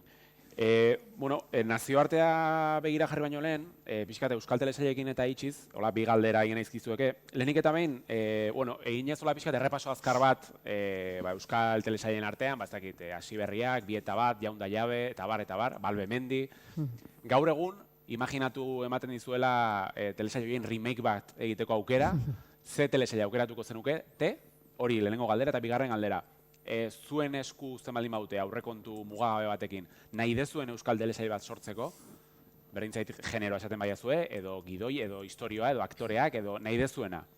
Zein aukeratuko zenukete? Alde batetik hori, ze telesail berpiztuko zenukete gaur egun, pentsatuta pixka bat 2019an gaudela, pixkat Netflixen edo HBO-en nola funtzionatuko nuken, eta gero bestetik, ze telesail sortuko zenuketen zuen eskutik. Edo parte hartu nahi zuten aktore moduan, edo zuzendari moduan, nahi nezuten bezala. Zu nahi baldin mazu hasi, hola? Nik uste Balbe Mendik boleta asko ditula, ez? Balbe Mendi bat hartze baizu gaur egun. Bitxi da Balbe Mendi konkretuki jende asko gaipatzen du beti. Bai, klaro, dalako genero bat gainera, orain oso, ez? Asko egiten dira genero horretan, ez da? Bai, thriller. Thriller, intriga, gero dago hor ere fantasia, personaje naturaren garrantzi hori, eta bai, nik uste dut Balbe Mendi erraz egin daiteke remake bat, bai. Zure aukeratua? Nik Balbe Mendi ezagatik, Hasi Berriak esango nuke, nik egin nuelako, oso ondo pasa nuelako, eta iruditzen zaidalako urrengo urratsa izan beharko lukela, hau da. Eskamp da hori, ez? Pirritx eta porrotxekin badago, eta ene kantak eta jende horreko oso ondo egiten du, adin baterako, gero goazen dago, urrengo urratsa, Hasi Berriak, Eskamp edo antzeko zer izan beharko luke, berriro esaten daguna, ez? 12 urte dituzunean, 14 urte dituzunean, eta orain ze ikusiko euskaraz, zeo zer egon dadin. Orduan, adin tarte hortarako zeo zer egitea, elite dauden bezala eta Eskamp eta olakoak. Bai, gero sare sozialetan galdera bat bidaliak zuretzako gero bidea. Gustatuko litzaidake horlako publiko ikusle ziurrenik zailena, fideltasun gutxiena daukatena, publiko horrekin zeo zer egitea eta sare sozialak erabiltzea eta sare sozialetan ere euskara bultzatzea eta nik estilo hortako... Bai, ez bakarrik telesaila berak geratzea, bizik da pixka transmedia... Orduan hori berpiztuko nuke, berraldatzeko, ez? Eta zure kasuan? Goazenek ez du balio, Ez ditut horiek ikusi. Urruti etortzen zaizkit orduan, Balbe Mendi botako botatzagatik. Ze telesail sortuko zenuke? Ze serie sortu? Ze gustatuko lehizte, ze genero? Oso argi dakat ze publikorako nahiko nuken. Gazte jenderako izango zen, hau da haundientzako, ja beste era batera ikusten duguna telebista, bai mugikorra, bai nahi dezen guztia. Dezakit, senseita antzeko bat bai gustatuko litzaidake sortzia, hau da errealitate bat, baina errealitatetik kanpo doana, merke atera daiteke nahi balin bada. Zientzia fikziotik joz, pixka bat. Bai, baina ez zu zertan kriston nabe bat jarri behar. Baizik eta mentalki zerbait sortzea, konexio berezi bat eta gela beltz batean gaude eta zukanik konexio berezia dakagu osmosis bezala, osmosis sortu dute Frantziako enpresa batek eta kriston arrakasta daukagu Netflixen, nik ikusi dut. Eta ikusten da, nabari da, argumentua daukala pixu handiago bat bisualki dana baino. Eta nire ustez nahi bada sortu daitekela, eta bai, ni joko nuke zerbait hori. Filosofia antzeko kontu batean sartzea. Telesail horretan zu aktore eta Xabita Olatz ongoliarek ere kameratzea. Hori bai, ez? Bai, noski, alba da. Nik telesail politiko bat egin. Politiko bat? Osa, borgen moduko bat, baina Euskal Herrian. Niri telesail politikoak asko gustatzen dizkit. Errealitatearekin lotura daukatenak eta politikoak. Adibidez, borgen aipatu dut, nordikoak, imaginatzen ikusten borgenek erabiltzen duen gizarte kritika hori, ez? Kritikatzeko. Posible ikusten duzu benetan Euskal Herrian errespetuz horrelako kritika bat egitea hemengo politikaren munduan? Gustatuko litzaidake eta izango litzake beharrezkoa igual.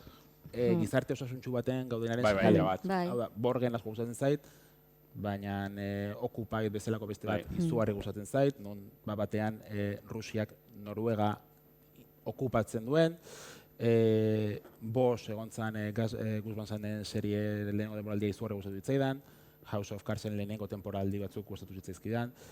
Neri, egizan, telesail politikoak asko gustatzen dizkit, El ala oeste de la Casa Blanca bere momentuan eta holako gauzak. Eta uste dut, Euskal Herrian ausartuko bagina, zerbait ondo dagoenaren seinale ere izango litzak ez, normaltasun batera iritsi garenaren seinale. Eta orduan asko gustatuko litzaidak holako zeo zer egitea.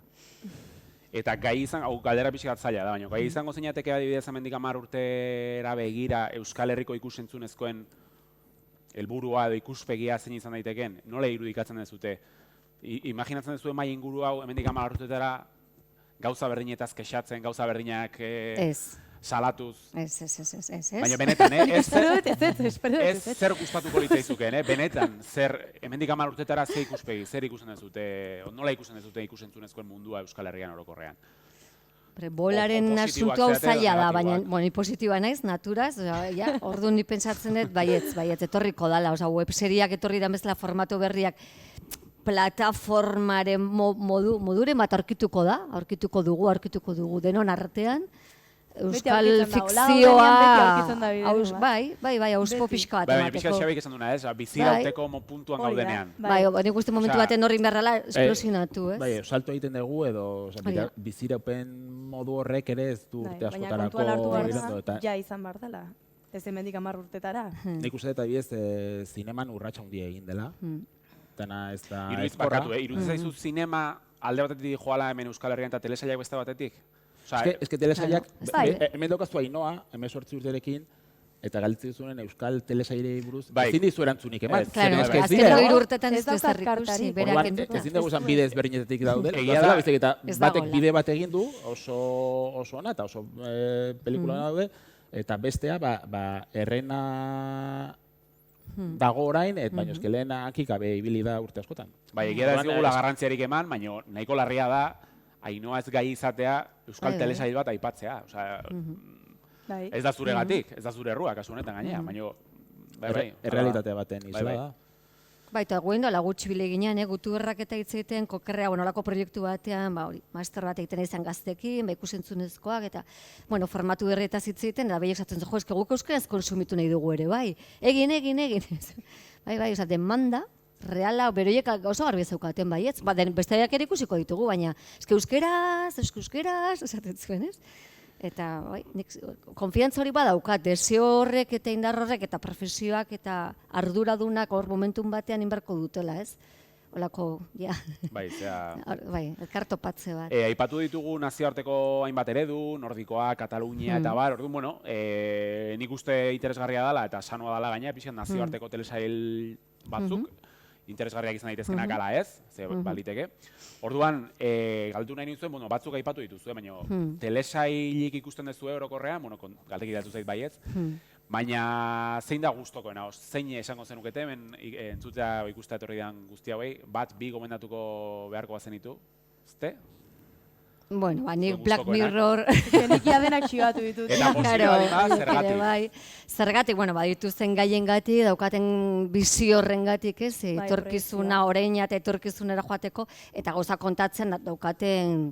Claro, gainen nahi pasatzen zea gauza bat, oso kuleurri zale izan, ez barrutik ere, baina gero nire bizimoduan gatik edo nire buru agitatu honen gatik, demoraldi laburrekoak oso ondo konsumitzen ditut. Osa, 3, 4, 5 dauzkatenak, perfecto. Ja luzeagoak, usten ditut normalki, ja bigarren demoraldira iriste banaiz, justu.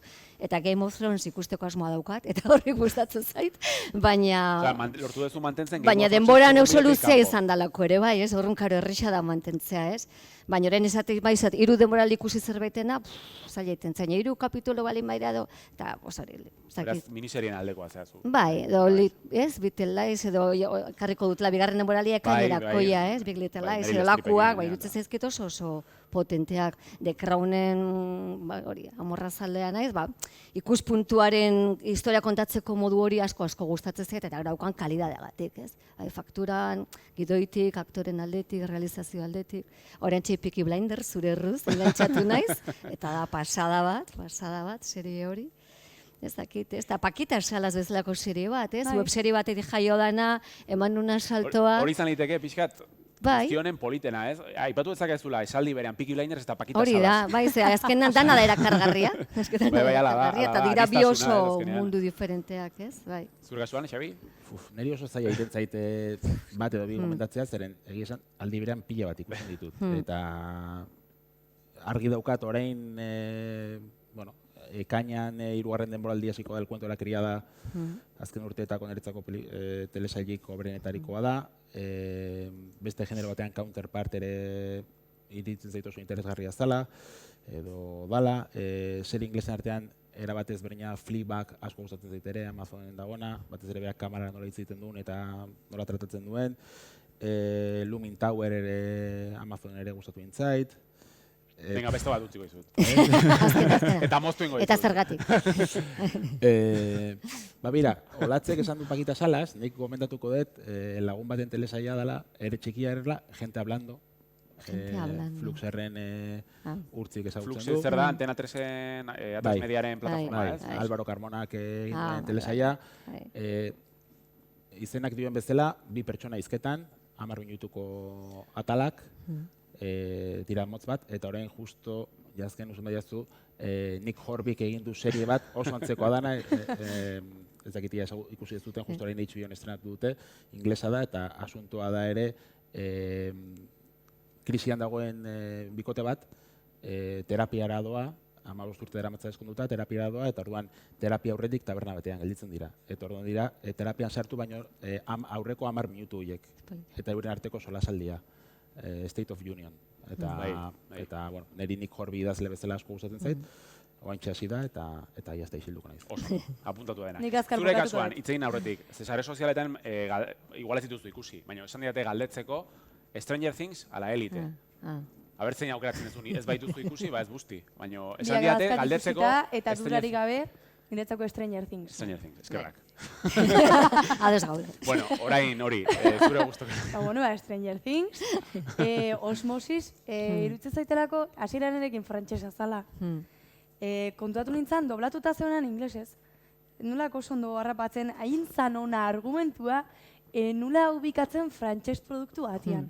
Eta da oso polita da, benetako maitasunaren biladoan pertsona hoientzako egokituta, zuk jartzen duzu, pildora jaten duzu.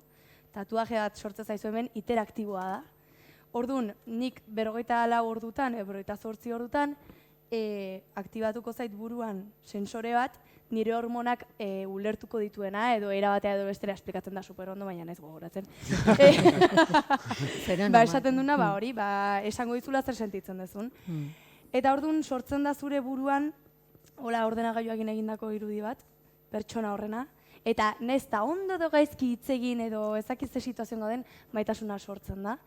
Eta zuk erabaki dezakezu ea zuk ere tatuajea ezarri, eta horrela nik zu behar zaitu danean, edo gaizki nagonean, edo zer momentutan, interaktiba danez, buelta ematen diot, zuri brillatu egingo izu, eta bion artean konexioa sortuko da mentala. Orduan, konexio mental hori da... Nik uste jendea engantzatuta utzi dezula. Bai, konexio mentala. Ikusi! Eta hori Beste Netflixen... zer bat ez ezaket, Jaupo, dugu pai. ez. Itxainik ez dut bukatu. Barkatu. Osmosis, Baina zer da bitxia, egon gehala ordu bete Euskal Telesailetaz hitz egiten, egon da hemen dena lasai, eta ja nazioarteko telesailekin Eta ja, orduan hemen piztu da pasioa. Claro, asko daudelako, eta danak nahi ditugu aipatu. Ze pena, Hori da, bai. Baina, bueno, venga, beste bat utziko dizut. bota ba. The Good Fight. The Good Fight. Bai. Zer izugarria dela, eta azken atal ikusi bezute gaina beraiek ez dute. CBSek estatitxo hau zensuratu egin du. Kristona iruditzen zait. Osea, beraiek hartu dute, eta beraiek orain The Good Fighten denboraldi honetan estati musikal batzuk jarri dituzte, ez dakit The Good Fight ezagutzen ez duten, da spin-off bat, The Good Wife, bazegoen serie bat abokatuena zirudiena, baina bueno, beste gauza asko, eta orain spin-offa da CBSek internet bidezko CBSek ematen du, eta horren aurten interludio musikal batzuk sartu dituzte gauza batzuk esplikatzeko. Eta CBSek ateak hori zensuratu indie, eta beraiek hartu indute, eta 10 segundotan kartel bat dago, esan CBSek zensuratu indie. Osea, kristona iruditzen zaitu. Eta ikusita ze pasiokin hitz egiten duzuten nazioarteko telesailei buruz, inbidiaz erreparatzen diozu telesai guztioi. Nazioartean ikusita zer egiten den inbidiaz. Gogokin, bai, gogoak, ni gogoa pizten interpretatzeko zaizkit. gogokin geratzen naiz. Bai. Esango neke, holako zeo zen nire hizkuntzan sortzea? Horrelako, ez dakit, pentsarazten duen zerbait sortzea, ez? Benetan jendeari iritsiko zaion zerbait sortzea, beti da maitagarria. Antzerkian betetzen da nire ustez. Horrelako unibertso bat sortzea, baina telebistan ez, eta fikzioan ere ez, ordune, bai, ni inbidiakin geratzen naiz. Nire ez inbidiazko farinak eman zidan. Bai, Hau da. zenbat premio irazi. Ekoiztetxe oso jatorrak zidan gaina. Bai.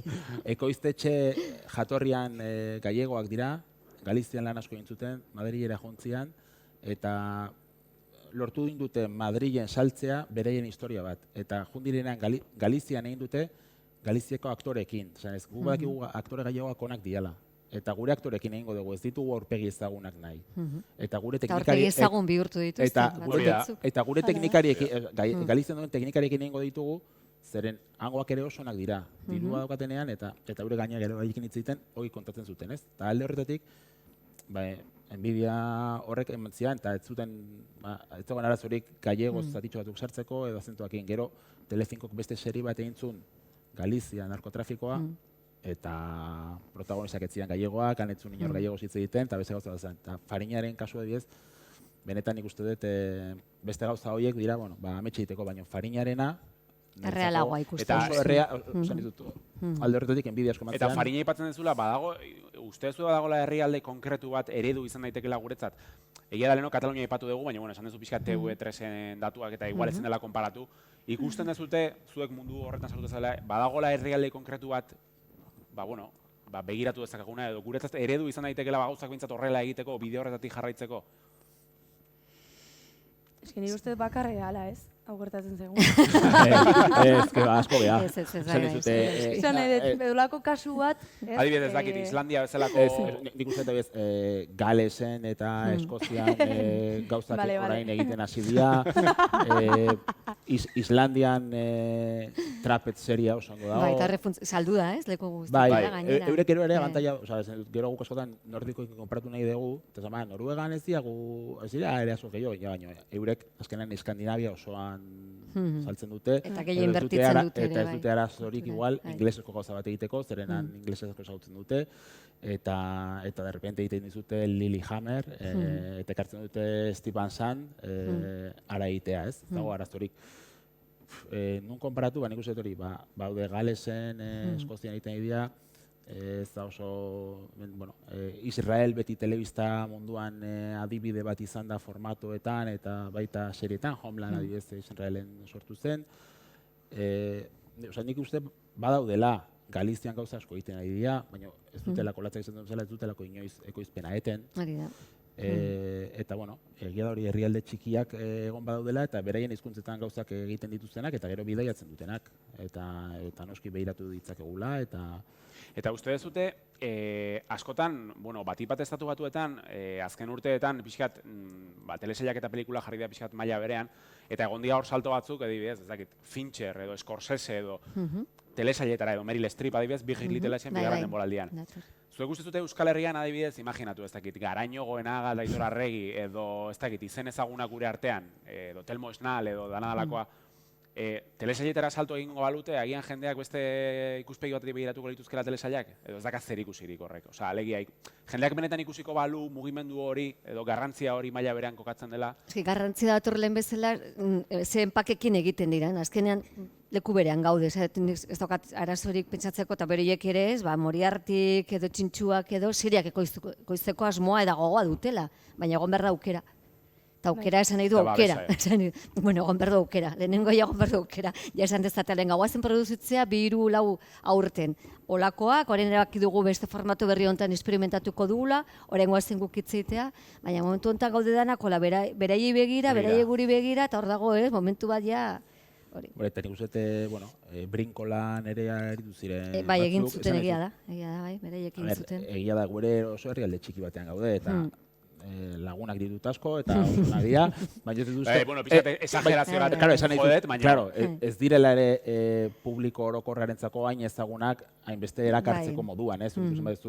Zenbat ikusleuk dituzten euren pelikulak izugarri ondo egonik, ez diala, esan ditut, ez da Scorsese, ez da Fincher. Ez, baina, handiaren oi hartzuna ikusita, handiaren sortzaileak telesail bat bai, horre funtzionatuko luke ben. Jendearen gaza, eta, eskertuko nuke, eta, baina, klaro, olatzek esan dut hildoan ere, Scorsese datorrenean edo Fincher datorrenean, bere aurrekontua, atal bakoitza pelikula baten aurrekontuaren ainekoa da. Gero, jakinin behar da, guk guazen 3 egun territan egiten dugu atal bat. 60 minutu. 3 egun territan atal bat atea egin berezu, eta astebetean idatzi egin berezu atal bat. Bizala aurrekontuak ez dizu ematen.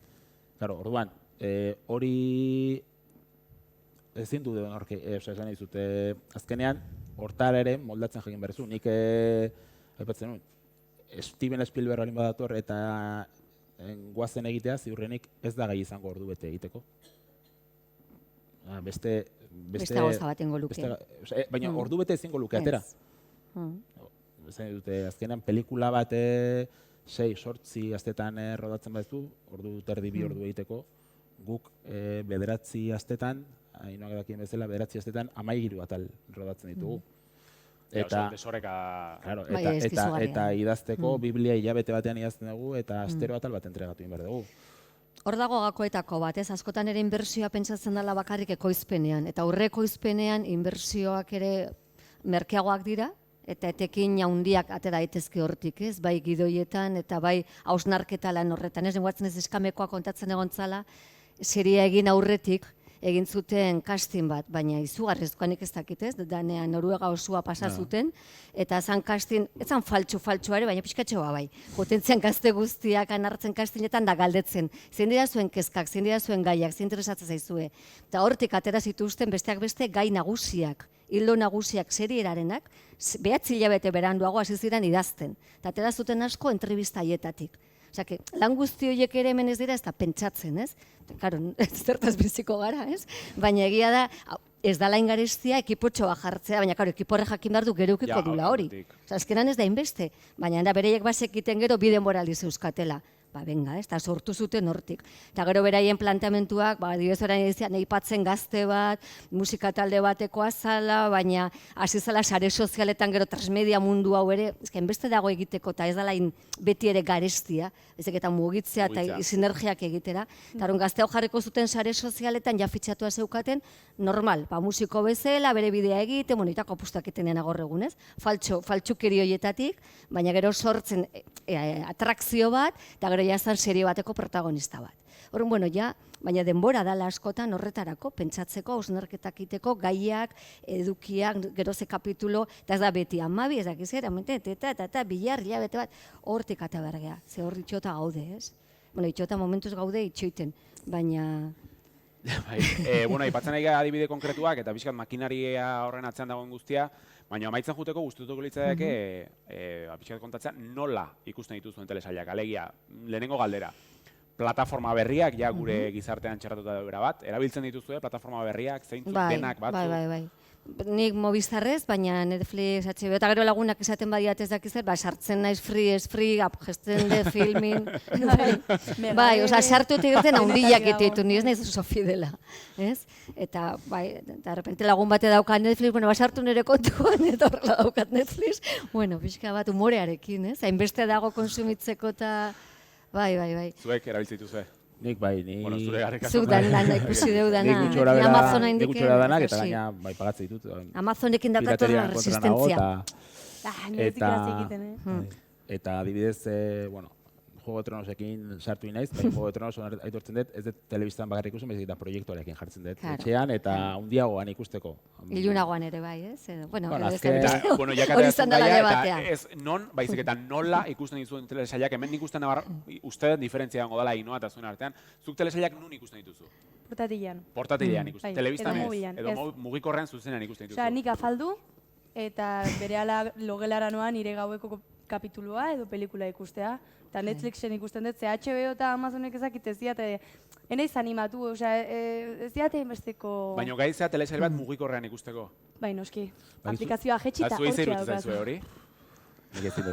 Baina Netflixek adibidez, zirkular bat bialdu zuen, ekoiztetxeetara, esan ez, mesedez, ez da agindu bat, baina bai aholku bat, zuzendariei esan, plano guztiak belaunetetik gora. Eta oso beharrezkoa bada bakarrik plano generalak bota.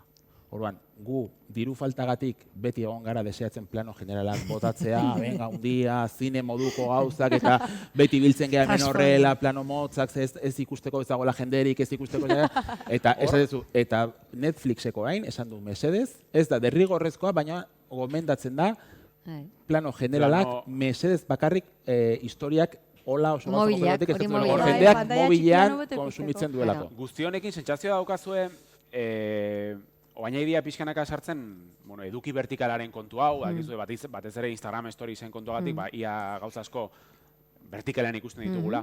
sentsazioa daukazute, ez dakit, hau nire hausnarketa pertsonala bada, baina lehen, zinema hartuta historian zehar, beti egon dela joera pantalla alik eta panoramikoena, nolabait, gizakiaren biztara egokitzea, baina gaur egun joera alderantzizkoa dela, gu egokitu behar gela teknologiara alderantzizko joera hori nabarmentzen zute. Piskat Black Mirror aipatu dezute, ez? Black Mirror garai batean bizigea? Baina bi joerak daude, ez? Alde batetik daude vertikalarena, nik gorrotu dudana, eta hauekin gaina desesperatzen naizela, zeskate duzu, bialdu iguzue bideo bat mesedez eta telebizioan mintzeko, eta vertikalean, me cago en la leche, eta gaina duzu, horizontalean, bai, iristen abeztua, vertikalean, pumba. Baina beste alde batetik, joera bat dago ere, ibez kontu la kiria eta olako seietan, ez ja panoramikoan, baizik eta oraindik panoramikoagoan egiteko. Beraz ez da joera hori galdu, biak daude orain. Biak daude, eta zeluloide ere itzultzen ari da zenbait lekutan. Osa, nik uste hor, azkenean nasketa badagoela orokorrean, ez? Eta nola, plataforma guzti hauek nola uste ez dute aldatuko dutela hemendik, 10 urte komentatu dugu, kontsumitzeko modua. Bide honetatik jarraituko du, lehen aipatu dugu asteroko zita hori, ez? Goenkale, astelenero, dragoi bola egunero 8 Olakoak galduko dira, betiko. Nik uste baietz, nik uste ja jendeak egin ditula bere zita propioak, ez? Batzuk ja jaikiko dira eta piztuko dute Netflix, besteak ez daki zer. Egia da nik uste la pantalla egongo da, eta hor barruan ikusiko dizu dana, ez?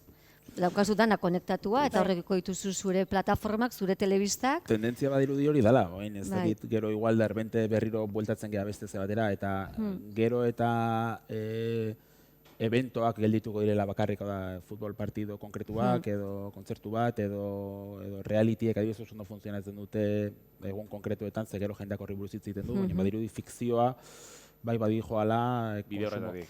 Badago gero ere estrenoarekin jokatze hori, ez? Orain kapitulekin prestatzen ari dana, ez? Fikzioarekin ikusten pixkat musikarekin gertatu den gauza antzekoa gertatzen ari dela, ez?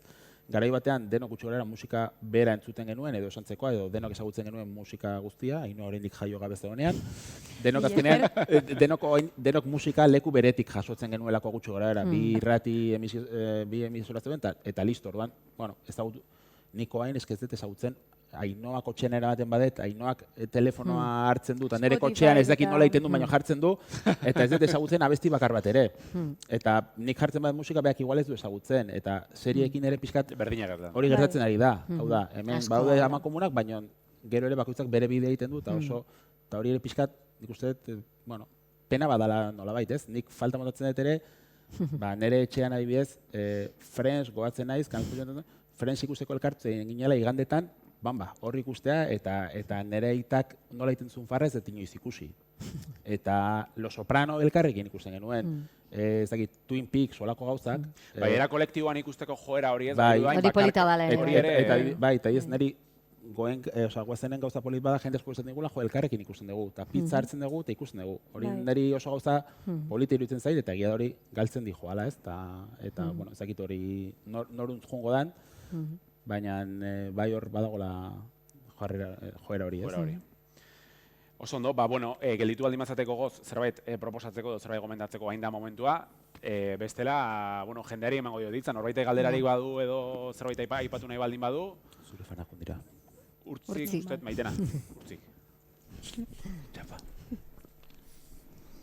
Bai, Xabiri pixka bat komentatu, Xabiri eta Ainhoari ere, eventoarena, nik uste Euskal Herrian familia askotan lortu dezutela ostiral gauetako eventoarena guazen ikusteko familian aurrek, eta hori aipatzen dezutenean aurroiek gero euskaraz kontsumitzeko ohitura hori izatea fundamentala da eta gazteentzako balego ere hori importantea da, baina familiten hasita hortatik ondo dago, ez? Gero, justu, igual enroiaten gonez pixkat, baina justu batzo elkarrizketatu nun Oberta Unibertsitateko irakasle bat Lena Neira eta farinari buruz hitz egiten zian eta aipatzen zuen zen leno esan duzu inbidi hori eta farinak nola oso ondo funtzionatu duen nazioartean pertsonaiak direlako sinesgarriak eta hori ez, lehen ere abiez jente hablando aipatu duzula, iruditzen zait ere gaur egun egin zitekeela gidoi on batzukin euskarazko produktuak jente hablandoren tankerakoak edo farina ja da garestiago, baina egon daitezkela interesatuak ziur aski beste talde batzuk edo plataforma batzuk hemen ekoizteko baldin badaude nolabaiteko aukerak. Eta gero, oain galdera, jazkenean. Barkatu. Baina eskertzen da. Barkatu. ETBk du deialdi bat, lau telesail egiteko hiru telesail lau ataletakoak. Orduan, ze motatakoak ikusten dituzue gehiago, lehen farina aipatutako estilo hortako zerbait, edo zerbait intimistagoa elkarrezketetan, gizarremanetan lotuago egon daiteken jente hablandoren tankerakoa, edo Ainoak aipatzen zuen ja osmosis hori, ez zaidala hainbeste gustatu, Sense 8 eta Black Mirror gehiago gustatzen zaizkit, baina ez dakite ze motakoak, eta zuek ere proiekturen bat aurkezteko asmoa baldin baduzue, proiektu horiek ere noiz hasiko lirateken grabatzen, ze claro, Olatzek ondo aipatzen zuen bezala denbora ere galtzen ari da. Estatika pixkat, hori ETBk horrela deialdi bat egin zuen, eta proiektuak aurkezteko epea orain amaitu berri da, apirilak 30ean, eta ez dakit egia esan noiz hartuko duten erabakia. Beraiek eskatzen zuten azan, pertsonai edo gertaera errealetan oinarrituta edo inspiratutako gauzak izatea. Orduan ja horrek esaten zu, ez dela Ainoaren antzekoa izango, eta ziurrenik, jendeak desente hitz egin beharko du, aurrekontuak ere horrela eskatzen duelako, baina, ez dakit, farina, oinarrituta beharko duela izan, hori da eskatzen dutena. Ez dakit zenbat aurkeztu diren, zenbat proiektu aurkeztu diren, guk 2 proiektu aurkeztu ditugu, eta egia esan nik uste dut gaina oso polita diela, eta bat bereziki, eta hori ja garatzen ere hasi geha, finantzazko daukagulako, eta gure irabakia izan zen gainera, beste plataforma horietara jutea, eta zuzenean, esan bira, guk pentsatzen dugu hau egin dezakegula, eta ETBk interesa eduki lezakela, eta topatu duguna da, pixkat lehen esaten hildoan, esan digutena da, HBO-an asko gustatu ditzaien bat, es que estamos haciendo patria, y no vamos a hacer más del País Vasco ahora. Hacemos 3 series al año, no van a ser 2 de esto. Bueno, Movistar Junienta, es que vamos a hacer una sobre el comienzo de ETA, no vamos a hacer más vascos este año. Hau da, beste batzuk, Aidia kontatzen. Lehen esaten nuena. Lehen esan duguna. Zuk kontatzen ez badezu, beste batzuk etorriko dira kontatzea. Beste batzuk kontatuko dute. Eta hoi, Aitor Gabilondo hemengoa da, ez atzea egingo dut. Bai, ez dira igual, ari dira zentzu txarrean, baina esan nahi zut. Euskaraz ez dirala egin. Bai, hori da, ez dute euskaraz egiten, baina esan nahi zut. Orduan topatu geha horrekin justo aurten, badagoela, ez dut esango boom bat, zen bi dira, baina horrek egin du ere, Netflixek adibidez esatea ere, baina eske jau egari dira ja Euskal Herriko gauztei buruz hitz egiten, ez zaigu interesatzen. Hau da, espero dut, eta nik konfiantza daukat urrengoan lortuko degula, holeta sartzea, baina justo hain kasualidadez, badaude justo 2 plataforma hemengo gaiei buruzko telesaiak egiten, ez? Orduan, urrengoan saiatuko gara berriz, zer ikuset etorkizuna hortik datorrela.